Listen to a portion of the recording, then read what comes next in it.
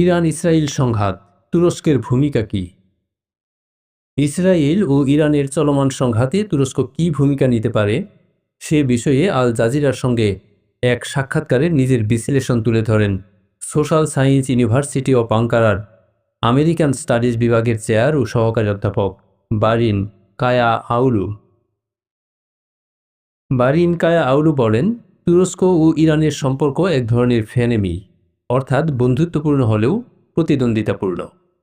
তাদের মধ্যে বাণিজ্যিক সম্পর্ক ঐতিহাসিকভাবে ঘনিষ্ঠ হলেও সিরিয়া সহ মধ্যপ্রাচ্যে তারা দীর্ঘদিন ধরেই ভিন্ন ভিন্ন ভূরাজনৈতিক অবস্থান নিয়েছে। কায়া আউলু বলেন, 2024 সালের ডিসেম্বরে আসাদ সরকার পতনের পর আঙ্কারা ও তেহরানের মধ্যে এক ধরনের শীতল সম্পর্ক দেখা গেছে। ইরান তাদের অন্যতম গুরুত্বপূর্ণ মিত্র হারিয়েছে, আর তুরস্কের এক ধরনের ঘনিষ্ঠ মিত্র বা প্রক্সি সিরিয়ার শাসন ক্ষমতা দখল করেছে। এটা ইরানকে হতাশ করেছে। তুরস্ক ইরানের দুর্দশা নিয়ে গর্ব করার মতো অবস্থানে নেই উল্লেখ করে তিনি স্পষ্ট করে বলেন, এরদোগান প্রশাসন খুবই স্পষ্টভাবে জানিয়ে দিয়েছে যে তুরস্ক ইসরায়েলের সামরিক কর্মকাণ্ডের সম্পূর্ণ বিরুদ্ধে।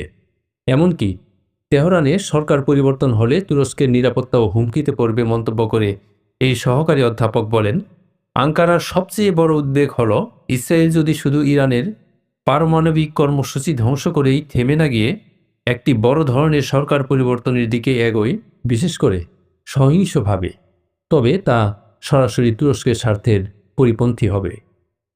তার মতে তুরস্ক চায় না ইরান অস্থিতিশীল হোক। ইরানে সহিংসভাবে সরকার পরিবর্তন মানেই সীমান্ত জুড়ে শরণার্থী সংকট, নিরাপত্তা হুমকি, সাম্প্রদায়িক সংঘাত ও আঞ্চলিক অস্থিরতা। মুদ্রা কথা হলো, তুরস্ক ইরানের পাশে সরাসরি কোনো সামরিক সহায়তা দেবে না।